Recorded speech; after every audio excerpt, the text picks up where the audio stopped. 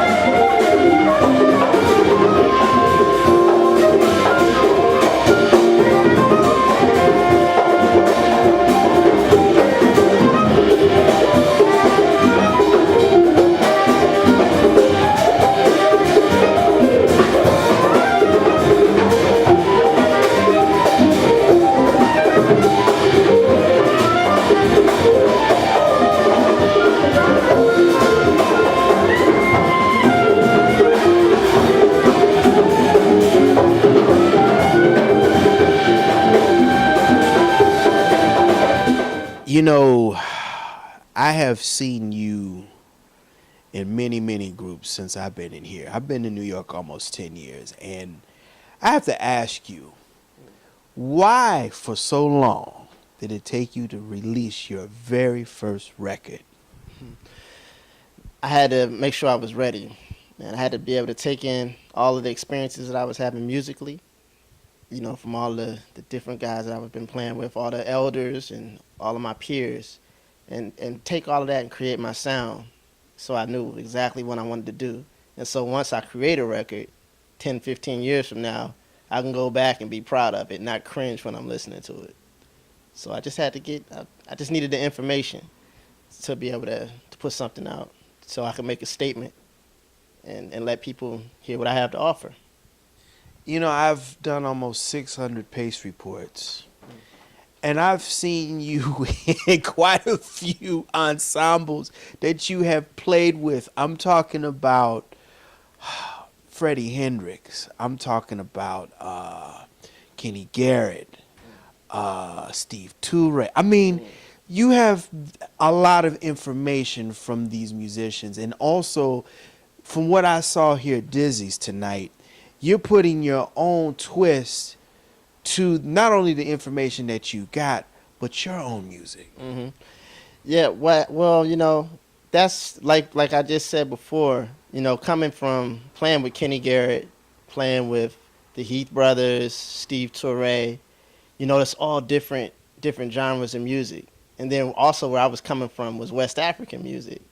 So, I'm the approach, so I'm kind of taking all of that, all of that information, mixing it in with my percussion sort of concept, taking the djembe, trying to put it on the bass, then taking the bebop from the other guys that I'm playing with, taking the spiritual side of the music from Kenny Garris to Steve Torres, like you say, and wrap it into one. And then I love Freddie Hubbard's and the Woody Shaws and the Charlie Parkers, the Omar Sosas, the Latin music. Having the experience with the late Steve Barrios. Just being put in these situations when I was very young, being able to play with the Latin All Stars and being the only person in the band that's not of Latin descent. And just having these different experiences and just putting it all in. So and then also taking a lot of the guys out of my generation that have these same experiences that I do, and us coming together. And then we're of another generation, and then hip hop music, and and the different beat of the street of today, and then mixing it in with what came before us. So I'm just all about the history, knowing what came before me, knowing what's here right now, and then knowing what's to come. So I just wanted to be able to take my time to kind of mix all of that together. So I have a lot of a lot of different situations, a lot of different experiences since I've been in New York for the last 13 years, coming from Washington, go-go music, I was getting ready to hit on that. I was going to hit on that. Yeah. Yeah, that's the music I came up on. Like in New York, Chuck Brown, man. Chuck Brown, Junkyard, Backyard, Rare Essence, Sugar Bear. Yeah, EU. You know what I'm saying? These are all like, this was a part of me. Like in New York, when people come up on hip hop, coming from Queens, coming from Brooklyn, Biggie, Brooklyn Nas, everything, KRS-One, just different people. That's like the music that a lot of people came up in New York. I came up on go-go music. That was like my hip hop music, so it's just like, I'm taking that, trying to fuse that in also. So it's just a lot of different information, a lot of information that I've gotten over the years, and a lot of different influences. So I'm trying to gel them all, but have them make sense, and have something for everybody, something for every listener. The Mecca is the title of the new recording, which will be out early next year. That's right. Why did you decide to call it the Mecca? Is it because Mecca in reference to DC, or is it Mecca, the universe of African music by way of jazz, go-go, hip-hop? Mm-hmm. It has a little bit to do with all of that, but actually the Mecca, I'm referring to New York. New York City. A lot of the musicians on my record, I don't think one person. There's one person on the record that's actually from New York, which is the percussionist Rudy Bird, but he's actually Jamaican but raised in New York. We all came from different places, but we all traveled and met here in New York City, so that we can create music. And I look at New York City as the Mecca of the arts, of everything. People come from all over the world in different professions, just to meet here and meet the people that are the best at what they do, so you can learn. So this is like me coming from DC. That's my journey to the Mecca, which is New York. And yes, I'm coming out of African music also, so all of that is definitely tied in there. But the Mecca, from the title of this record, is referring to New York City. It's interesting how full circle you have come because, like I said, a myriad of different types of jazz styles that you have had to play. How hard and how easy has it been to say go from a Heath Brothers and go to someone like a Kenny Garrett? Mm-hmm. How hard and I bet the music's got to be very complicated too because you got to read a lot of different types of music. Yeah. It's interesting. It is a challenge, man. I remember once I did a tour with Kenny Garrett, and then I went and I did some gigs with Carmen Lundy, and I got to the sound check with Carmen Lundy, and I was coming off of the Kenny Garrett vibe, really strong, real spiritual. Carmen is very strong, very spiritual too, but she told me when I started playing, she was like, Corcoran, you could relax a little bit, you could turn down, so it's like it takes time and it takes years, but now I'm able to kind of like it's funny. What I'm learning is how to be able to play myself with all of these different people that I'm playing with. So it can be challenging, and it has been, but it's all a growing experience. So it's like now I know I'm learning what everybody needs in their music, and so I'm like able to do that. But from playing so much, I've been able to gain confidence at going into a situation and trying to give the band leader what it is that they need. And then also vibe with the musicians around me to see how they play.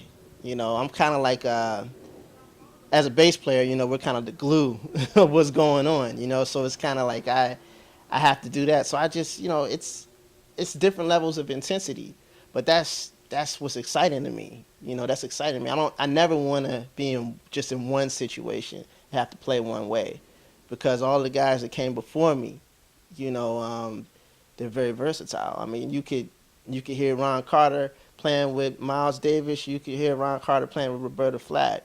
You could hear Christian McBride playing with his group. You can hear him playing with Chick Corea. You can hear him playing with Sting, Pat Metheny. So like I look at these guys, and these ladies that have come before me, and I try to take from that. And I want to be as versatile as possible. So these opportunities that I get, I'm learning how to play myself within the music, but I've also try to pay attention as much as possible to what's happening. Like if somebody's like Corcoran, think about it this way. I'm the type of guy where I'm like, all right, cool. I'll learn so much from Jimmy Heath, from Curtis Fuller, because when I was younger, like 20 years old, 21 years old, my first gig was Curtis Fuller. So what I had to do, I had to learn how to go from playing the traditional way, and then when I got to New York, I started playing with other guys, playing odd meter music and stuff. Coming from DC, we were medium tempo, like we like to bounce, we like to swing. So it was like kind of like complicated. So I had to learn that. But from playing with all these different people, man, it's giving me so much information, and that's what I needed.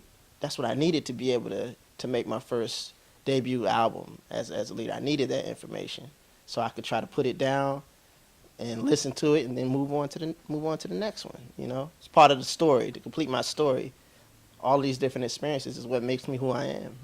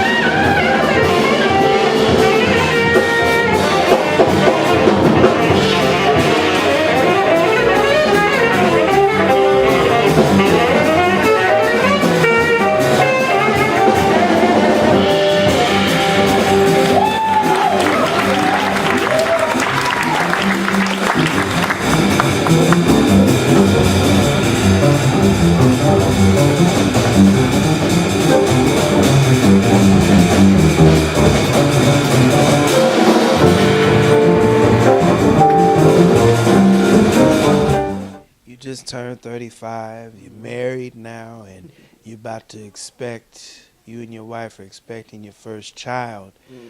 Life has a way of producing your talent and your music also. What has inspired you at this point in your life? Hmm. What's inspired me at this point in my life is definitely definitely the environment where I am. Um, like what you just said, getting married. Knowing that I have a little one coming. That's gonna look up to me. That I want to create a good life for. That I want to be a good example for. Um, Family. Friends. Just wanting to be a part of something great. It's inspiring. Just the people I play with, going to these different places around the world. It's inspiring. Just the unknown also inspires me because and just that faith. I try to keep the faith. So sometimes the unknown could be scary. Having a child coming into to this world. Right now, but I'm inspired. I'm inspired by that. I'm inspired by my family, my marriage, my friends, and the music and the opportunity. That's really and the higher power, the creator, and just what the creator creates for me is inspiring, and just trying to take advantage of every opportunity that comes. That's that's inspiring to me. You know, becoming a band leader, Mhm. you have to put everybody on your plateau as far as the music. What is it at 35 that you want in your musicians? And what do you tell other band members and other musicians out there who are trying to put their concept together musically? How do you go about putting that together? Um, well, for me, I would say it's important. It's important to try to get musicians, gather musicians that have an understanding of where you're trying to go. For me, spiritually, like in the music, that's important. I'm not just gonna just call anybody to come in and play the music because I want to call people. I'd definitely tell people that you want to call people who have the same sort of vision or understand where you're coming from. And that's something that's really important to me. Just like gathering the same concept and get people that are interesting, that make you better, that push you. That was something that all my teachers always told me. When you always want to play with people that are better than you, you know, because it just helps raise you. So I would just that's an important thing, and be able to have fun. You want to be able to be with people that you can have a conversation with off of the bandstand, because then that way the music that's part of the music in its own. Then music can go different places because if you're having fun off the bandstand and the flow and you're having a conversation, it's so much easier to pick up your horn, and we could relate. We could relate. We don't want to have we want to have each other's back. You want to get people in your band to have your back. You want to have people that you trust. That you trust and that they could push you. Cause it's like family. When I, It's when I family. yeah when I saw you guys It's on the family. band stage at Dizzy's, it's like family. I mean, Stacy, he knows his role. Mhm. I was looking at the video that you were showing me a little while ago, and Freddie, Freddie's just in his own. He's in his own lane right now, which is good, and you're in your own lane too.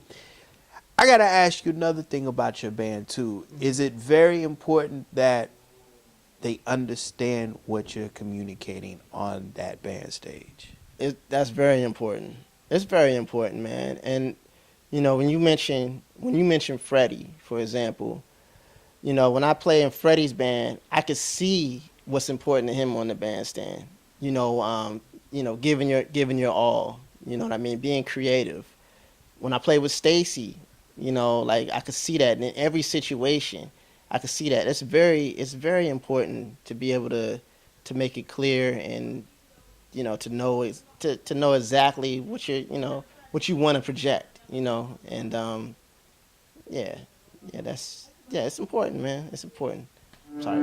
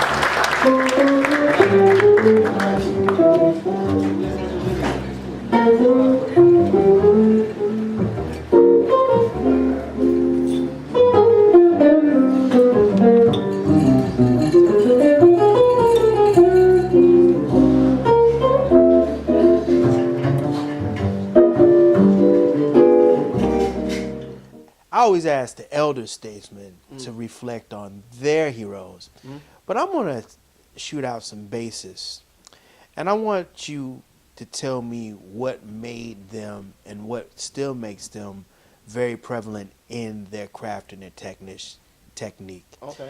The first one, and this guy I think is criminally one of the most underrated bass players in the game, and he's still around, and he's been on some very iconic records. Reggie Workman. I have a great story about Reggie Workman. All right, I'm gonna tell you this, man. I did not want to play bass. I wanted to play djembe, and my father took me to Lincoln Theater in Washington D.C. on U Street, and it was a big band that Davey Yarbrough was playing in, and Reggie was the bass player. Okay, at that point, I was about 14 years old. My father and my uncle took me, and I was like in DC Youth Orchestra, so I was just playing classical music. I started at Duke Ellington, freshman year. And I was just like, man, I'm bored with the bass. I want to be able to solo. I want to be able to, is there a way that I could tap into this instrument like I do percussion? And it was Reggie Workman. That's funny that's the first name that you came up with. It was Reggie Workman that I heard. And I told him this the last time I saw him at the APAP convention last year. And he was just like, wow, man. And I told him this.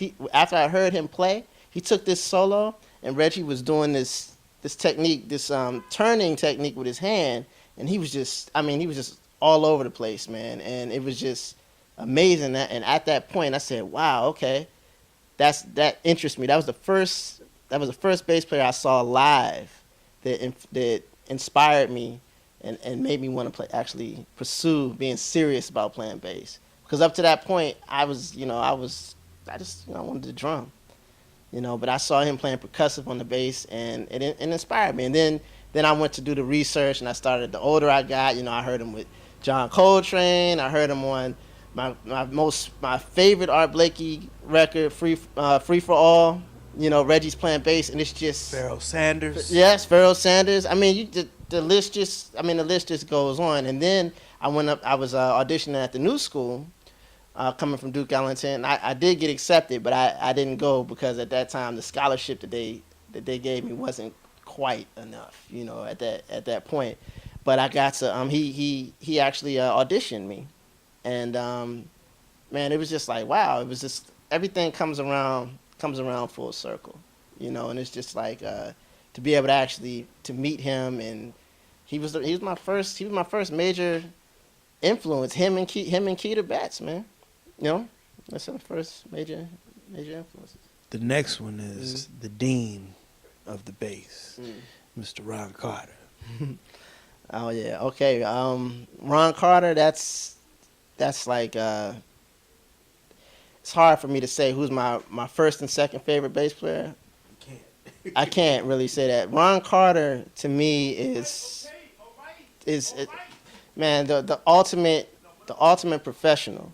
The way Ron moves through harmony, is amazing. I was able to actually take a lesson with him recently, and if Mr. Carter sees this, I just want to let you know that I've had a lot happening since that point. But I still have the notes.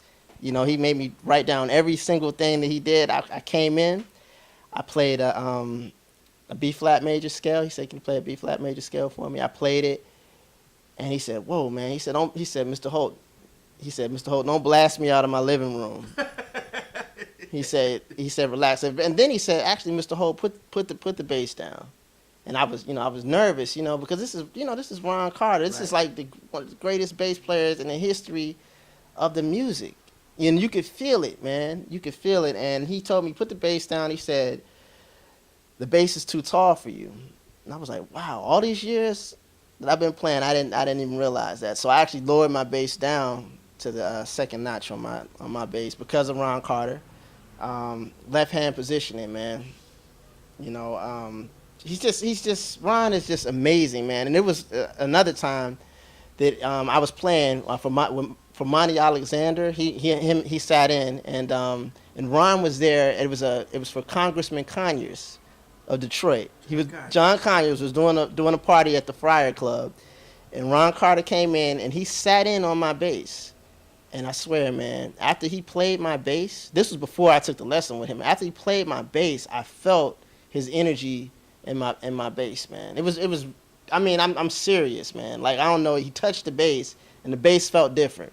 The bass felt different. And then he touched my shoulder like this, and I felt like this energy, man. This transferred energy. And he's just. I mean, Ron Carter is just amazing, man. I mean, he's the ultimate professional. He's a band leader. He's played with some of my pretty much everybody. He's the most recorded bass player. Like soul, R&B, yeah, everything. Pop.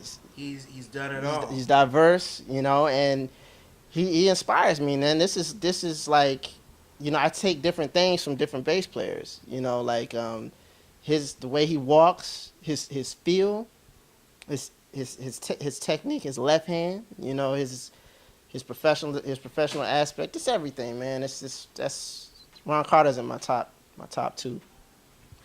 Last one. And this gentleman, he's another one that he's still alive. In fact, I was with him a couple of weeks ago. He's a guy that is an elder statesman, but he also knows and loves the music. Buster Williams. I studied with Buster in Queens College, and Buster, Buster is absolutely he's another one. He's one of my favorites. When they asked who I wanted to study with, I told them I wanted to study with Buster Williams. So they arranged it at Queens College for me to go and study with him. When I got to his home when he was living in Harlem, um, I was I was rather nervous. I was rather nervous because I didn't really know a whole lot how Buster was as a person. You know what I'm saying? And Buster, he was another one. He told me to take my bass out. He told me to play F major scale, 2 octaves. I was like, F major scale, okay. And this was this was years before the Ron Carter experience, you know. And I played the F major scale. I played, you know, just play it kind of fast, and then came back up. He said, "Wow." You call yourself a bass player? See, Buster was very old school because he got into my head. He didn't mean any harm, but he wanted to see how serious I was. You know, because a lot of people want to study with Buster Williams. A lot of people want to study with Ron Carter. So Buster told me, he put rubber bands on my hand, and he put me in front of a mirror. He told me, "Look, man," he said, "Corcoran, I'm a very busy man. You're a very busy man. I want you, I want you to go home. I want you to practice this scale. I want you to focus, and I want you to come back next week. And if you don't have this together," he's like, "if you don't have your hand together by next week, I can't teach you because I'm really busy, and so are you." And so I went home, man, that whole week, and I just practiced that scale over. I mean, I know the F major scale, but I needed to really focus and have my elbow, a certain way, have this finger here. He had the rubber bands here, trying to work on this. So he used a mind thing to make sure that I would focus. And I came back that next week, and I was sweating, and it was cold outside, but I was still sweating. I went in there, I played the scale, and he looked at me, and he said, okay. He said, okay, you could take lessons with me, And then it probably took 5 years for Buster to give me a compliment, a single compliment. Maybe 5 years from that point, I was playing with Steve Teray at Smoke, and I didn't know Buster was there. Because if I would have known Buster was there, I probably would have been a little bit, maybe not been able to really get into myself, get into what I was really doing. And I'm walking out of Smoke, and I hear like knock knock on the glass. When you're standing right there, knock knock, and Buster's like waves at me, and he's like, he's like, come here.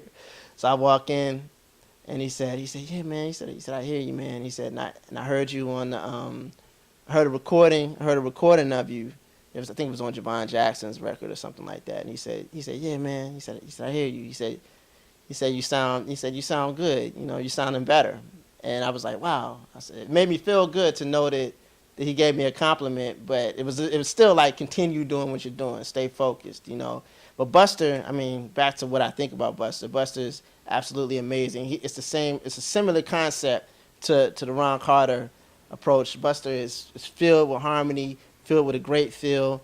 My wife actually says that Buster Williams is her favorite bass player, which makes me, makes me know that I guess I still have a lot of work to do, of course, and I always will to try to live up to that. She saw Buster like last week at Dizzy's playing with Camille Thurman, and she told Buster that, and he was like, no, Corcoran should be your favorite bass player, and she's like, nah, you still my favorite bass player. So, I have a lot of respect for Buster Williams for all the work that he's done, from Sarah Vaughan all the way to Herbie Hancock, and on and on and on, and he's still continuing to be amazing. And yeah, man, he's one of my favorites, man.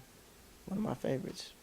Band leader too, great, amazing band leader. Yeah, yes, he is. All of these guys that we're mentioning: Keita Betts, Ron Carter, Reggie Workman, Buster.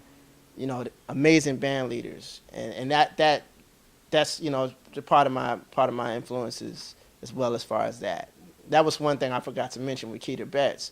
Keita Betts was the first bassist that I saw live, that I was around, that led his own band, that had his own records, and that was really something. Yeah.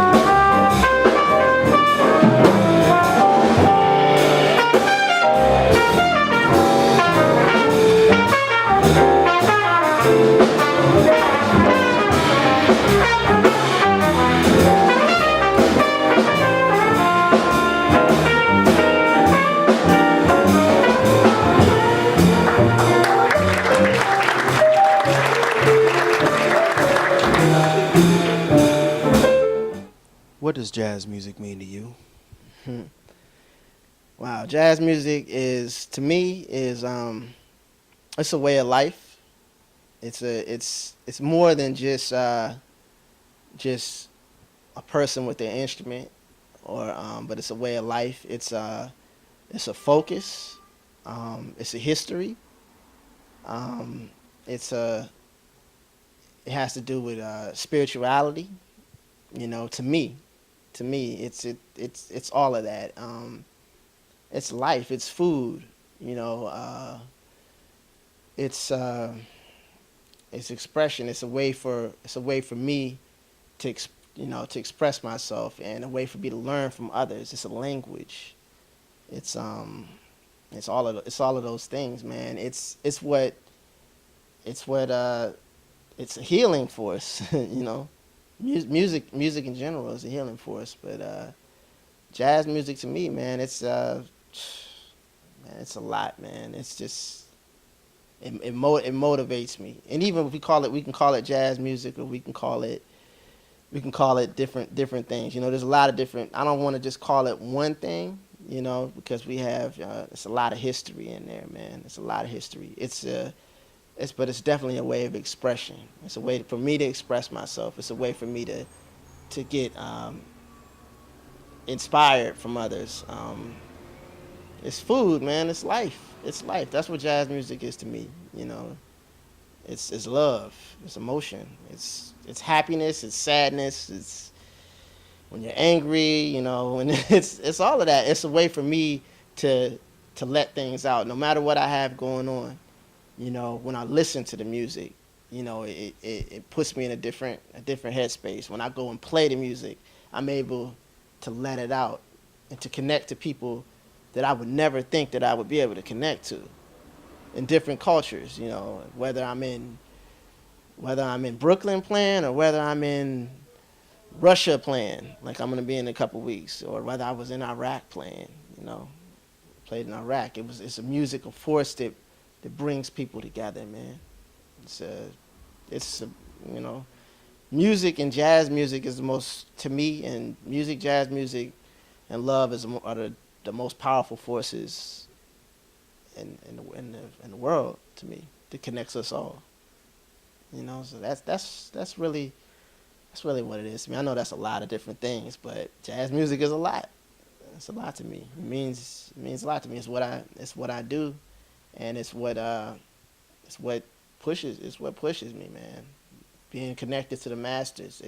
It's like you could listen to somebody. When I was in college, I felt like I knew John Coltrane personally because I got so familiar with his sound. You know, these recordings, when I was in school in undergrad in Virginia, coming out of D.C., when I went into major culture shock, man, I could lock myself in a room. I could listen to these recordings, and it could take me anywhere. I could be in I could be in New York instead of in the hills in Virginia somewhere, you know. I could turn the lights off, I could listen to the recording, I could pick up my bass, I could play, and it lifts me up. It lifts me up, man. So it's a lot, man. It's a lot that means the world to me, man. Yeah, it's life. That'll do it again for another edition of the Bass Report, reporting live here at Dizzy's Club Coca-Cola here in New York City. Make sure you go out and support brother Corcoran Holt's upcoming CD, which is coming out early part of 2018. I'd like to personally thank Corcoran for also allowing me to shoot as well as be part of tonight's festivities. Also, I'd like to personally thank the staff and management here at Dizzy's Club Coca-Cola. Rolling in the staff, thank you for your warm hospitality. As always, please visit my website, www.thepacreport.com, for my weekly column as well as my past segments. Until next time, remember, if it's in the groove, it'll make you move. Until next time, peace.